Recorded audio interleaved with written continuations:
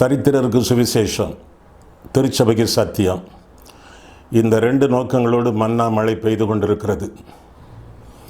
மன்னா மழையில் சங்கீத செய்திகள் என்ற தலைப்பில் வரிசையாக 1வது சங்கீதத்திலிருந்து 150வது சங்கீதம் வரை நாம் வேதபாட ரீதியிலே படித்து தியானிக்க இருக்கிறோம்.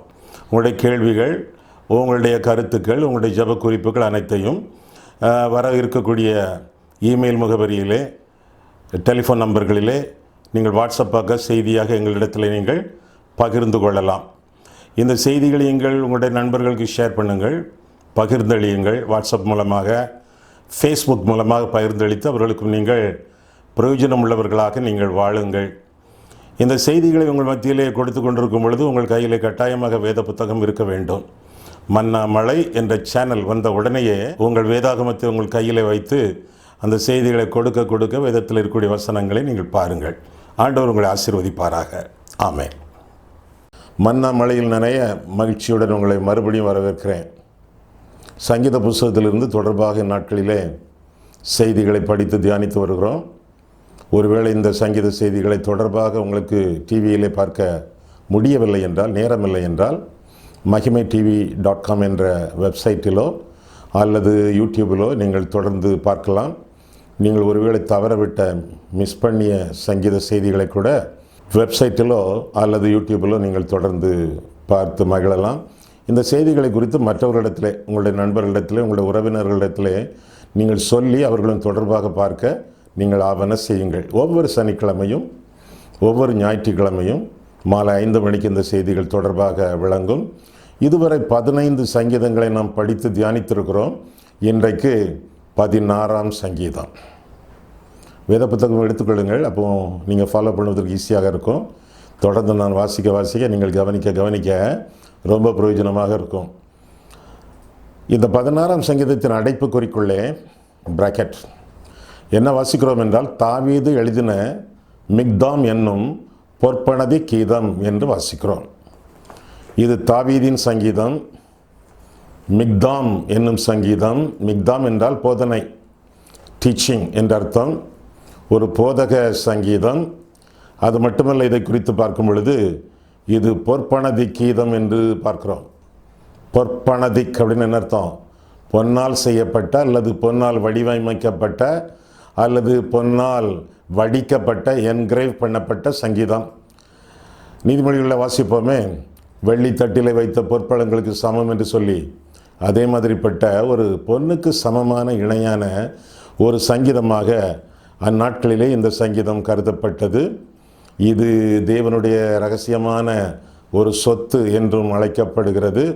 முக்கியமான செய்திகள் வாழ்க்கையிலே, வரலாற்றிலே, வேதத்திலே, வருங்காலத்திற்கான எல்லா காரியங்களும் சொல்லப்படக்கூடிய ஒரு சங்கீதம் இந்த சங்கீதம் என்று சொன்னால் அந்த கூற்று மிகையாகாது. இதற்கு ஒப்பான, இணையான, நிகரான சங்கீதங்கள் என்று சொன்னால் ஒத்த கருத்துக்கள் உள்ள சங்கீதங்களாக இந்த சங்கீதங்களை 56 முதல் 60ஆம் சங்கீதம் வரை நாம் பார்க்கலாம். தாவீது, சவுல் இருவருக்கும் பெரிய போராட்டம், உங்களுக்கு அது தெரியும். முக்கியமாக 1 சாமுவேல் 26ஆம் அதிகாரத்திலே சவுலுக்கும் தாவீதுக்கும் இருந்த பிரச்சனையின் போது தாவீது ஆண்டவரால் தப்புவிக்கப்பட்டு, ஆனால் தாவீது சவுலை மன்னித்து, அந்த சூழ்நிலையிலே, ஒரு சந்தோஷமான சூழ்நிலையிலே இந்த சங்கீதம் எழுதப்பட்டது, பாடப்பட்டது என்று சொல்லி வரலாற்றிலிருந்து நாம் தெளிவாக விளங்கி கொள்கிறோம். இந்த சங்கீதம் இது ஆண்டவர் இயேசு கிறிஸ்துவை முன்னறிவிக்கக்கூடிய சங்கீதம். 8ஆம் சங்கீதத்திற்கு இணையான சங்கீதம் என்றும் பார்க்கலாம்.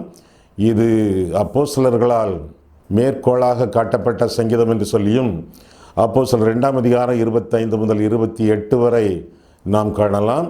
அப்போஸ்தலனாகிய பவுல் கிறிஸ்துவை ஒப்பிட்டு இந்த சங்கீதத்தை மேற்கோள் காட்டியதாக அப்போஸ்தலர் 13ஆம் அதிகாரம் 35 முதல் 37 வசனங்களிலே நாம் காணலாம்.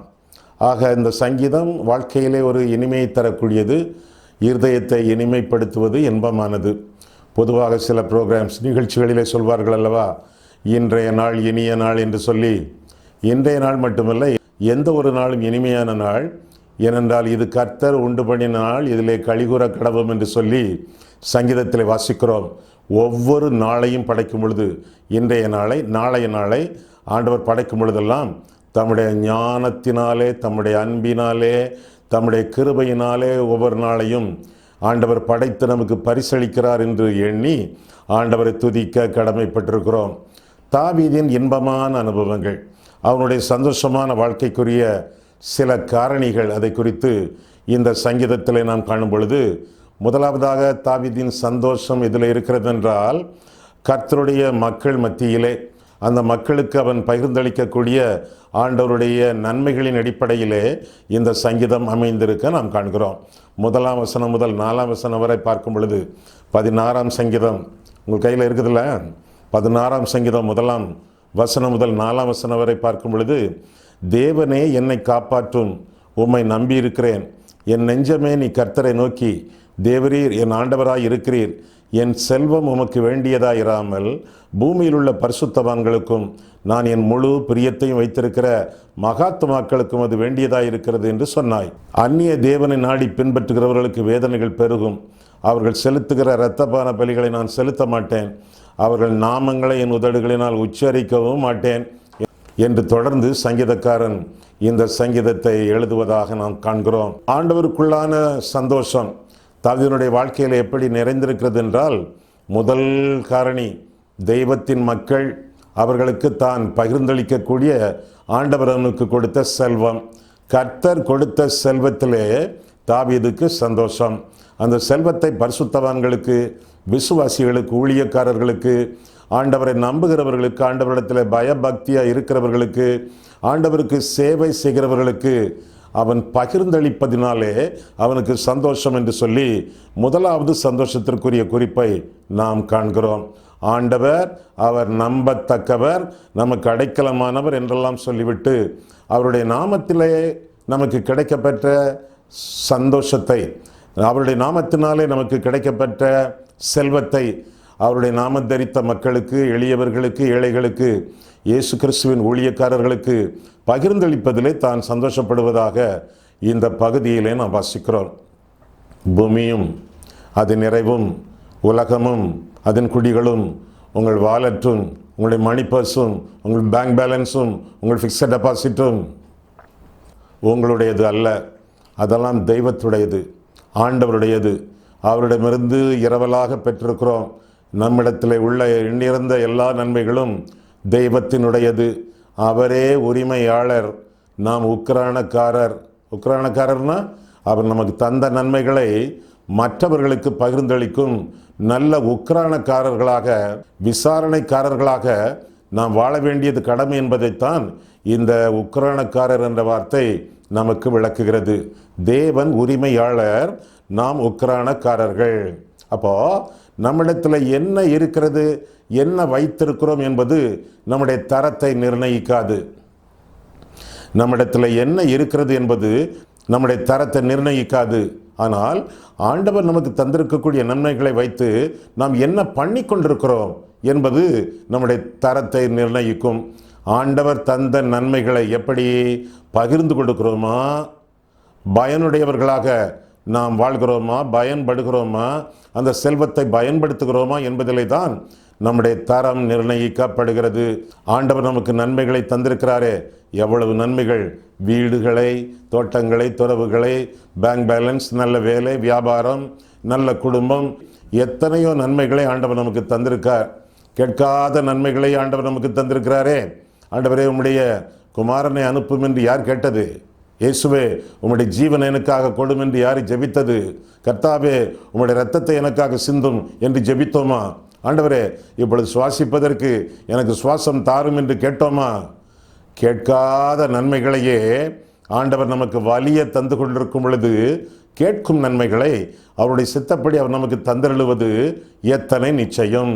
ஆக ஆண்டவர் தந்திருக்கும் நன்மைகள் அணைக்கட்டுகளாக சேர்த்து வைக்கப்படக்கூடியவை அல்ல. அவையெல்லாம் வாய்க்கால்களாக வழிந்தோட வேண்டும். நாம் யார்? அணைக்கட்டா, கால்வாயா? வானத்தின் ஆசீர்வாதங்கள் வழிந்தோடும் வாய்க்கால்களாக நாம் வைக்கப்பட்டிருக்கிறோமே ஒழிய ஆண்டவருடைய ஆசீர்வாதங்களை எல்லாம் அடக்கி ஆண்டு அனுபவிக்கக்கூடிய அணைக்கட்டுகள் அல்ல. நாம் அணைக்கட்டுகள் அல்ல, நாம் வாய்க்கால்கள், நாம் கால்வாய்கள். ஆண்டவருடைய ஆசீர்வாதங்கள் வழிந்தோடத்தக்கதாக வாய்க்கால்களாக, ஏதுக்களாக, காரணிகளாக நாம் இங்கே வைக்கப்பட்டிருக்கிறோம் என்பதை உணர்ந்து நம்மிடத்தில் ஆண்டவர் ஒப்புவித்த நன்மைகளை தேவராஜ்யத்திற்காக, திருச்சபைக்காக, திருப்பணிகளுக்காக, தேவனுடைய ஊழியக்காரர்களுக்காக பகிர்ந்தளிக்கக்கூடியது நம்முடைய கடமை என்று சொல்லி வேதத்தில் வாசிக்கிறோம். பணம் ஆவிக்குரியது. பண ஆசை எல்லா தீமைக்கும் வேறானது. பண ஆசை அல்ல, பணம் நன்மையானது, ஆவிக்குரியது. அது ஆண்டவருடைய நாமத்திற்காக பயன்படுத்தப்படும் பொழுது அந்த பணத்தை, பொருளையெல்லாம் வைத்து ஆண்டவருக்கு அவற்றை பயன்படுத்தி எளிய வாழ்க்கையை வாழ நாம் அழைக்கப்படுகிறோம். ஆபிரகாம் எவ்வளவு பெரிய சீமானாக இருந்தான். எங்கே குடியிருந்தான்? கூடாரங்களிலே குடியிருந்தான் என்று சொல்லி வேதத்தில் வாசிக்கிறோம். எளிமையான வாழ்க்கை கற்புள்ள வாழ்க்கை. Simplicity is chastity. அதை மறந்து விடாமல் எளிமையாக நம்முடைய வாழ்க்கையை காத்துக்கொண்டு ஆண்டவர் நமக்கு தந்திருக்கூடிய நன்மைகளை மற்றவர்களுக்கு பகிர்ந்தளித்து வாழ வேண்டியது நம்முடைய கடமையாகும். தேவனுக்கும் உலக பொருளுக்கும் உங்களால் சேவகம் பண்ணக்கூடாது என்று சொல்லி வேதத்தில் வாசிக்கிறோம். உலகத்தில் 2 பொருட்கள், ஒன்று பறந்து செல்லும் பொருள், இன்னொன்று பரம்பொருள். பறந்து செல்லும் பொருள் என்றால் நம்முடைய பாக்கெட்டில், நம்முடைய வீட்டில், நம்முடைய பேங்கில் வைத்திருக்கக்கூடிய பொருள், பணம். அதெல்லாம் இல்லாமற் போகக்கூடிய பொருள், பறந்து செல்லும் பொருள் என்று வேதத்தில் வாசிக்கிறோம். பறந்து செல்லும் பொருள் மேல் உன் கண்களை பறக்க விடுவானேன் என்று வேதம் சொல்கிறது. ஆனால் பரம்பொருள் என்றால் தெய்வம். ஆண்டவருக்கு நம்முடைய வாழ்க்கையிலே முதலிட முக்கியத்துவம் கொடுத்து ஆண்டவருக்காக நான் வாழ வேண்டியது நம்முடைய கடமை. இன்னும் எத்தனை வருஷம் உயிரோடு இருக்க போகிறோம்? இன்னும் எத்தனை வருஷம் இந்த உலகத்தில் நம்ம வாழ போகிறோம்? இருக்கக்கூடிய நாட்களிலே நம்முடைய வாழ்க்கையை ஆண்டவருக்கு பூரணமாக ஒப்பு கொடுப்போம். ஏனென்றால் இந்த வாழ்க்கை இரவலான வாழ்க்கை, ஆண்டவருக்கு உரிமையான வாழ்க்கை. ஆண்டவருடைய சொந்த வாழ்க்கையை ஆண்டவர் நமக்கு தந்திருக்கிறார். எனவே ஒவ்வொரு நாளும் இந்த வாழ்க்கையை ஆண்டவருக்காக நாம் வாழ நம்மை அர்ப்பணித்து ஆண்டவரை மகிமைப்படுத்தி முன்னேறி செல்லத்தக்கதாக நாம் இந்த உலகத்திலே அழைக்கப்படுகிறோம். பண ஆசை எல்லா தீமைக்கு வேறானது. பண ஆசை, பொருளாசை, இதெல்லாம் விக்கிரக ஆராதனை என்று சொல்லி வேதத்தில் வாசிக்கிறோம். ஒருவேளை மற்றவங்களை பார்த்து சொல்கிறீங்க, அவங்க விக்கிரகங்களை வணங்குறாங்க, அவங்கள கும்பிடுறாங்க, இவங்களை கும்பிடுறாங்கன்னு சொல்கிறீங்க. நீங்கள் எப்படி? வேதம் சொல்லுகிறது, பொருளாசைக்காரராகிய விக்கிரக ஆராதனைக்காரர் என்று வேதத்தில் நான் வாசிக்கிறோம். எபேசியரில் நான் வாசிக்கிறோம். விக்கிரக ஆராதனை அன்று விசுவாச ஆராதனை வேண்டும். ஆண்டவரை ஆவியோடும் உண்மையோடும் தொழுது கொள்ள வேண்டும் என்று சொல்லி வேதம் நமக்கு கற்றுக் கொடுக்கிறது. ஆவியோடும் என்றால் நம்முடைய ஆராதனை ஆவிக்குரிய பிரகாரமாக இருக்க வேண்டும். உண்மையோடு என்றால் உண்மை என்பது சத்தியம், வேதம். சத்தியத்தோடு, சத்திய வேதாகமத்தின் அடிப்படையிலே நம்முடைய ஆராதனை இருக்க வேண்டும். ஆக சுத்த ஆவியானவருடைய கிருபையினாலே சத்தியத்தை அடிப்படையாக கொண்டு நம்முடைய ஆராதனைகள் அமைய வேண்டுமே ஒழிய விக்கிரகங்களுக்கு விலகியோடி விக்கிரகங்களை தொடாமல் வாழ வேண்டியது நம்முடைய கடமை. விக்கிரகம் என்றால் என்ன? வேதத்தில் வாசிக்கிறோம், விக்கிரகம் என்று ஒன்றும் கிடையாது என்று 1 கொரிந்தியர் 8ஆம் அதிகாரத்தில் நான் வாசிக்கிறோம். விக்கிரகமானது ஒன்றுமில்லை. அப்படின்னா விக்கிரகம் என்றால் தேவனுக்கும் நமக்கும் இடையே வரக்கூடிய ஒரு ஆள், ஒரு பொருள், எதுவாக இருந்தாலும், கர்த்தரை விட்டு நம்மை பிரிக்கக்கூடிய எதுவாக இருந்தாலும் விக்கிரகம். எனவே ஆண்டவருக்கு முதலிடம், ஆண்டவருக்கு முழு இடம், ஆண்டவருக்கு முக்கியத்துவம் கொடுத்து வாழ வேண்டும். முதலாவது தேவனுடைய ராஜ்யம், அவருடைய நீதியை தேட வேண்டும். ஆதியாகமம் 1ஆம் அதிகாரம் 1ஆம் வசனம் என்ன சொல்லவில்லை என்றால், ஆதியிலே தேவன் பூமியையும் வானத்தையும் படைத்தார் என்று சொல்லவில்லை. என்ன சொல்லுகிறது? ஆதியிலே தேவன் வானத்தையும் பூமியையும் படைத்தார். முதலாவது வானம், 2வது பூமி. முதலாவது ஆவிக்குரிய காரியங்கள், 2வது பூமிக்குரிய காரியங்கள். முதலாவது தேவனுடைய ராஜ்யம், அவருடைய நீதி என்று சொல்லி ஆண்டவருக்கு முதலிடம் முக்கியத்துவம் கொடுத்து நாம் வாழ வேண்டும். கானாவூர் வீட்டு கல்யாணத்தில் ஆண்டவர் கலந்து கொண்டாரே, கர்த்தர் இயேசு கிறிஸ்து, இயேசுவும் அவருடைய சீஷரும் அங்கே அழைக்கப்பட்டிருந்தார்கள் என்று சொல்லி வேதத்தில் வாசிக்கிறோம். கானாவூர் கல்யாண வீட்டிலே கர்த்தர் கற்சாடியின் தண்ணீரை கனிரசமாக மாற்றினார். முதல் 11 வசனங்கள், யோவான் 2ஆம் அதிகாரம் முதல் 11 வசனங்களிலே நாம் பார்க்கிறோமே, அந்த முதல் 11 வசனங்களிலே அந்த கல்யாண வீட்டிலே மாப்பிள்ளை பெயர் காணப்படவில்லை, பெண் பெயர் காணப்படவில்லை, அப்பா அம்மா தாத்தா பாட்டி மாமா மாமியார் பெயர்கள் காணப்படவில்லை, 12 சீஷர்களுடைய பெயர்கள் காணப்படவில்லை, மரியாள் பெயர் கூட காணப்படவில்லை. இயேசுவின் தாய், இயேசுவின் தாய் இது என்றுதான் இருமுறை அறிமுகப்படுத்தப்படுகிறாள்.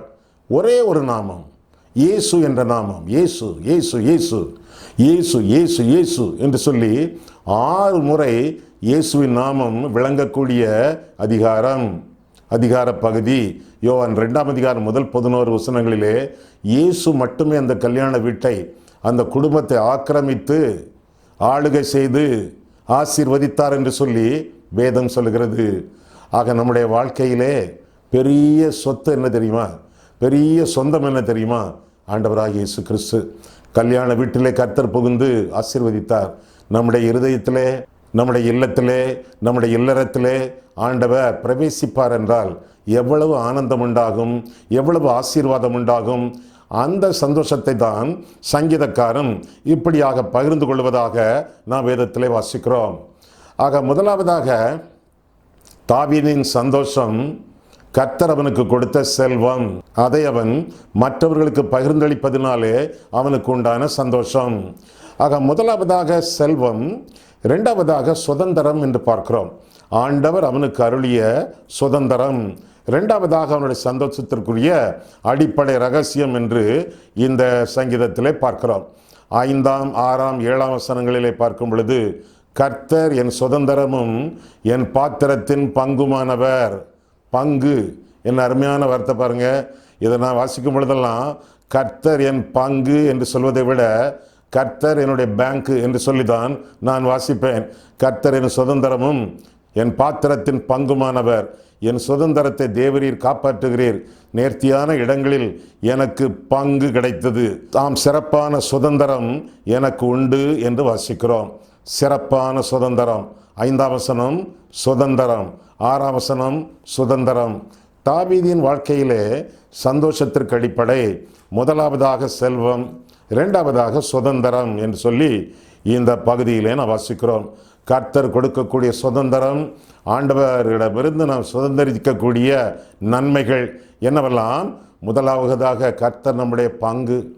ஆண்டவர் நம்முடைய பங்கு, நம்முடைய பேங்கு என்று இருப்பார் என்றால் ஒரு கவலையும் இல்லை. ஏனென்றால் எல்லாமே அவருடைய கையிலே, எல்லாமே அவருடைய பையிலே, பூமியும் இந்த நிறைவும் அவருடைய கரங்களில் இருப்பதினாலே கர்த்தர் நமக்கு சொந்தமாகிவிட்டால் அவருடைய எல்லா நன்மைகளும் நமக்கு சொந்தம். ரோமர் 8ஆம் அதிகாரம் 17ஆம் வசனம் அதை ஆமோதிக்கிறது. நீங்கள் பிள்ளைகளானால் சுதந்திரருமாமே, தேவனுடைய சுதந்திரரும் கிறிஸ்துவுக்கு உடன் சுதந்திரருமாமே என்று வாசிக்கிறோம். ஆண்டவருடைய பிள்ளைகளாக நாம் வாழ்வோம் என்றால் அவருடைய சுதந்திரம், அவருடைய பங்கு நமக்கு உண்டு. ஆண்டவருடைய பிள்ளைகளுக்கு மட்டும், எல்லாருக்கும் அல்ல, ஆண்டவருடைய பிள்ளைகளுக்கு மட்டும். ஆண்டவருடைய பிள்ளைகள் யார்? ஆசீர்வதிக்கப்படுவதனாலே அல்ல, தரிசனங்கள் காண்பதினாலே அல்ல, ஜெபத்திற்கு பலன் கிடைப்பதினாலே அல்ல, அங்குமிங்குமாக ஊழியங்கள் சேவைகள் செய்வதனாலே அல்ல. யார் ஆண்டவருடைய பிள்ளைகள் என்றால் யோவான் 1ஆம் அதிகாரம் 12ஆம் 13ஆம் வசனங்களை பார்க்கும் பொழுது அவருடைய நாமத்தின் மேல் விசுவாசம் உள்ளவர்களாய் அவரை ஏற்றுக்கொண்டவர்கள் எத்தனை பேர்களோ அத்தனை பேர்களும் தேவனுடைய பிள்ளைகளாகும்படி அவர்களுக்கு அதிகாரம் கொடுத்தார். அவர்கள் இரத்தத்தினாலாவது மாம்ச சித்தத்தினாலாவது புருஷனுடைய சித்தத்தினாலாவது பிறவாமல் தேவனால் பிறந்தவர்கள் என்று சொல்லி வேதத்தில் வாசிக்கிறோம். ஆக தேவனால் பிறந்த தேவனுடைய பிள்ளைகள், அவர்களுக்கு கர்த்தருடைய சுதந்திரம் சொந்தம் என்று சொல்லி வேதம் கற்றுக் கொடுக்கிறது. முதலாவதாக இந்த சுதந்திரத்திலே பங்கு உண்டு, இரண்டாவதாக பாதுகாப்பு உண்டு என்று சொல்லி 15ஆம் வசனத்திலே பார்க்கிறோம். ஆண்டவருடைய பலத்த பாதுகாப்பு. அவர் நம்முடைய அரண், நம்முடைய கோட்டை, நம்முடைய துருகம், நாம் நம்பி இருக்கிறவர். ஆண்டவருடைய பாதுகாப்பு நமக்கு உண்டு என்று சொல்லி இந்த சங்கீதம் நமக்கு தெளிவாக அறிவிக்கிறது. ஆண்டவருடைய பாதுகாப்புக்குள்ளாக இந்த உலகத்தில் நாம் வாழ்ந்து கொண்டிருப்பது ஆண்டவர் நமக்கு தந்த பெரிய சுதந்திரம். அதே 5ஆம் வசனத்திலே தேவரீர் காப்பாற்றுகிறீர் என்று சொல்லி வேதத்திலே வாசிக்கிறோம்.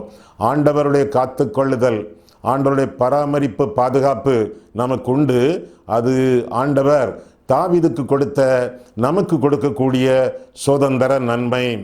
பாதுகாப்பு மட்டுமல்ல, ஆலோசனை. ஆண்டவர் நமக்கு ஆலோசனைகள் வழங்குகிறார்.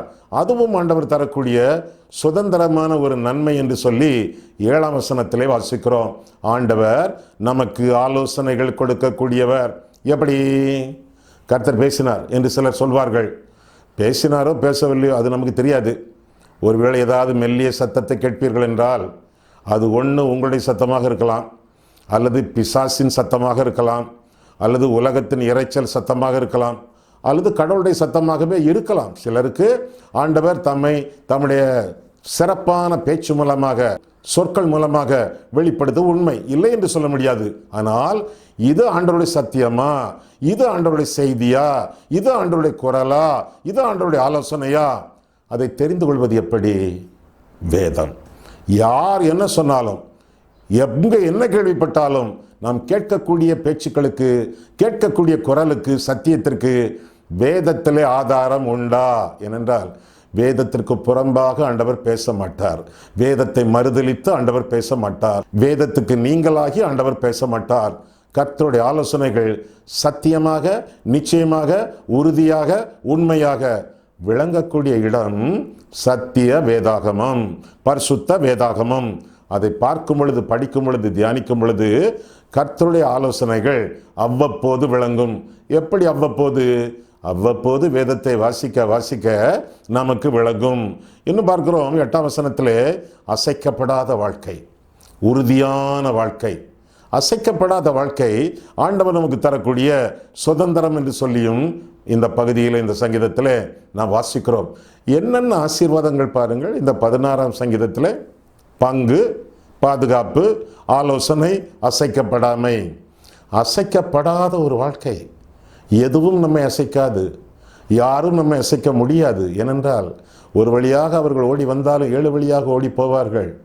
கர்த்தர் நமக்கு அடைக்கலமாக இருக்கிறார். அசையாத வாழ்க்கை நாம் வாழ முடியும்.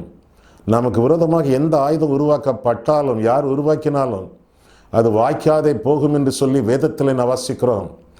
யார் சுற்றி இருந்தாலும், யார் பக்கத்தில் நின்றாலும், யார் ஆட்சியை நடத்தினாலும் நம்முடைய வாழ்க்கையை யாரும் அசைக்க முடியாது. அசைக்க முடியாத வாழ்க்கை யாருக்கு? கர்த்தர் மேல் நம்பிக்கை வைத்திருக்கிறவர்கள், அவரிடத்தில் பற்றுறுதி கொள்கிறவர்கள், அவரை இரட்சகராக ஏற்றுக்கொள்கிறவர்கள், அவருடைய சித்தத்தின் நடுவில் ஜீவிக்கிறவர்கள் அசைக்கப்படாத வாழ்க்கை வாழ்வார்கள் என்று சொல்லி வேதத்திலே நாம் வாசிக்கிறோம். எனவே கர்த்தர், ஆண்டவர் நம்முடைய முக்கியமாக இருக்க வேண்டும். The Lord should be our priority. ஆண்டவர் நம்முடைய வாழ்க்கையிலே முக்கியத்துவம் வகிக்க வேண்டும். ஏற்கனவே நான் சொன்னது போல ஆண்டவருக்கு முதலிடம் முக்கியத்துவம் கொடுத்து நாம் வாழும் பொழுது அசைக்கப்படாத வாழ்க்கை, தாழ்ச்சி அடையாத வாழ்க்கை, இன்னும் நிறைவான வாழ்க்கை, திருப்தியான வாழ்க்கை, பூரணமான வாழ்க்கை, பாத்திரம் நிரம்பி வழியும் வாழ்க்கை. இந்த வாழ்க்கையை நாம் வாழ்வோம்.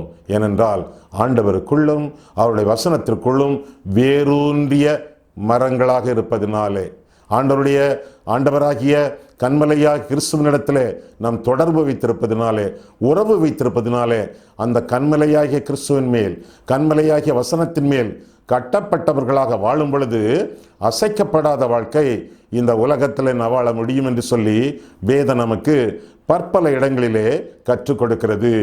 ஆக தாவீதின் சந்தோஷம், 2 காரியங்களை நாம் பார்த்தோம். இன்னொரு காரியத்தையும் பார்த்து விடுவோமா?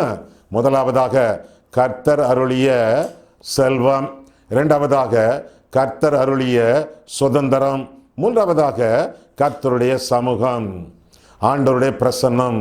8ஆம் வசனம் முதல் பாருங்கள், 8 முதல் 11. என்ன வசனங்கள்! கர்த்தரை எப்பொழுதும் எனக்கு முன்பாக வைத்திருக்கிறேன், அவர் என் வலது பார்சத்தில் இருக்கிறபடியால் நான் அசைக்கப்படுவதில்லை. ஆகையால் என் இருதயம் பூரித்தது, என் மகிமை களி கூர்ந்தது, என் மாம்சமும் நம்பிக்கையோடு தங்கியிருக்கும். என் ஆத்துமாவை பாதாளத்தில் விடீர். உம்முடைய பரிசுத்தவானை அழிவை காண ஒட்டீர். ஜீவ மார்க்கத்தை எனக்கு தெரியப்படுத்துவீர். உம்முடைய சமூகத்தில் பரிபூர்ண ஆனந்தமும் உம்முடைய வலது பார்சத்தில் நித்திய பேரின்பமும் உண்டு என்று சொல்லி வேதத்தில் நான் வாசிக்கிறோம். ஆண்டவருடைய சமூகம், ஆண்டவருடைய பிரசன்னம், ஆண்டவர் தங்கியிருக்கக்கூடிய இடம், ஆண்டவர் நம்மோடு தங்கக்கூடிய வாழ்க்கை, இந்த வாழ்க்கையிலெல்லாம் ஆனந்தம், நித்திய பேரின்பம், பூரண சந்தோஷம் எல்லாமே பொருந்தி இருக்க நாம் காண்கிறோம். கர்த்தருடைய சமூகத்தை வாஞ்சிக்கிறோமா? ஆக ஆண்டவருடைய சமூகத்தில் நமக்கு அசைக்கப்படாத வாழ்க்கை 8ஆம் வசனம், ஆனந்த களிப்புள்ள வாழ்க்கை 9ஆம் வசனம், ஆழ்ந்த நம்பிக்கை உள்ள வாழ்க்கை அதை 9ஆம் வசனம், அழியாத வாழ்க்கை 10ஆம் வசனம். இப்படி பலவிதமான ஆசீர்வாதங்களை நாம் இந்த சங்கீதத்தில் பார்க்கிறோம். கர்த்தரை தெய்வமாக கொண்டு வாழும் பொழுது, அவரில் நிலைத்திருந்து ஜீவிக்கும் பொழுது இப்பேற்பட்ட ஆசீர்வாதங்கள் எல்லாம் நமக்கு சொந்தம். ஆனால் என்ன நிபந்தனைகள் என்று சொல்லும் பொழுது, ஆண்டவரை நாம் சொந்த இரட்சகராக நாம் ஏற்றுக்கொள்ள வேண்டும். அவர் பேரிலே நம்பிக்கையுள்ளவர்களாக ஜீவிக்க வேண்டும். தேவனிடத்திலும் விசுவாசமாயிருங்கள், என்னிடத்திலும் விசுவாசமாயிருங்கள் என்று ஆண்டவர் சொன்னார். சிலர் கடவுளிடத்திலே நம்பிக்கை வைத்திருக்கிறார்கள், ஆனால் இயேசுவினிடத்திலே நம்பிக்கை இல்லை. அதனால் தான் கர்த்தர் சொன்னார், தேவனிடத்திலும் விசுவாசமாயிருங்கள், என்னிடத்திலும் விசுவாசமாயிருங்கள். ஆக ஆண்டவரிடத்திலே நம்முடைய வாழ்க்கையை ஒப்பு கொடுத்து அவரிடத்திலே விசுவாசம் வைத்து அனுதினமும் கீழ்ப்படிந்து வாழும் பொழுது அசைக்கப்படாத ஒரு வாழ்க்கை, ஆனந்தமான ஒரு வாழ்க்கை, ஆழ்ந்த நம்பிக்கையுள்ள ஒரு வாழ்க்கை, அழியாத வாழ்க்கை, நித்திய பேரின்பத்தை பெற்று அனுபவிக்கக்கூடிய வாழ்க்கை நமக்கு சொந்தமாகும். கண்களை மூடுவோம், கர்த்தரை பார்ப்போம். அன்புள்ள ஆண்டவரே, உம்முடைய வசனங்களை ஆராயவும் எங்கள் வாழ்க்கையை ஆராயவும் உம்முடைய சமூகத்தில் எங்களை வழிநடத்தினீர். அதற்காக நன்றி செலுத்துகிறோம் சுவாமி. அன்புள்ள ஆண்டவரே, 16ஆம் சங்கீதத்திலிருந்து சில பாடங்களை நாங்கள் படித்தோம். அதற்காக ஸ்தோத்திரம். கர்த்தருக்குள்ளாக எங்களுடைய ஜீவியம் காக்கப்படும் பொழுது எங்களுக்கு களிப்பு உண்டு, சந்தோஷம் உண்டு, ஆனந்தம் உண்டு, இன்பம் உண்டு. கர்த்தருடைய செல்வத்தை நாங்கள் பகிர்ந்தளித்து வாழ்வதனாலே, கர்த்தருடைய சுதந்திரத்தை எங்களுடைய வாழ்க்கையிலே காத்துக்கொண்டு நாங்கள் ஜீவிப்பதினாலே, அது மட்டுமல்ல ஆண்டவரே, கர்த்தருடைய சமூகம் எப்பொழுதும் எங்களோடு இருக்கும் பொழுது, நாங்கள் கர்த்தருடைய சமூகத்தில் வாஞ்சித்து நாங்கள் வாழும் பொழுது எங்களுக்கு மேலான வாழ்க்கையை நீர் வைத்திருக்கிறீர். அதற்காக உமக்கு ஸ்தோத்திரம். இந்த வாழ்க்கையெல்லாம், இந்த ஆசீர்வாதங்களை எல்லாம் வலிய நீர் எங்களுக்கு தந்து கொண்டிருக்கிறீர். அதற்காக உமக்கு ஸ்தோத்திரம். நாங்கள் இப்படி கற்ற நன்மைகளை, பெற்ற நன்மைகளை மற்றவர்களுக்கும் பகிர்ந்தளிக்கத்தக்கதாக நாங்கள் இருக்கக்கூடிய இடங்களிலே, வேலை செய்யக்கூடிய இடங்களிலே, வியாபாரம் பண்ணக்கூடிய சூழ்நிலையிலே, கற்கக்கூடிய இடங்களிலே, பயிலக்கூடிய பள்ளிகளிலே கர்த்தருடைய சாட்சிகளாக ஜீவித்து இந்த நன்மையின் செய்திகள் எல்லாவற்றையும் அவரிடத்தில் நாளும் பகிர்ந்து கொள்ள எங்களுக்கு உதவி செய்யும். இயேசு கிறிஸ்துவின் நாமத்தில் ஜெபிக்கிறோம் பிதாவே, ஆமென்.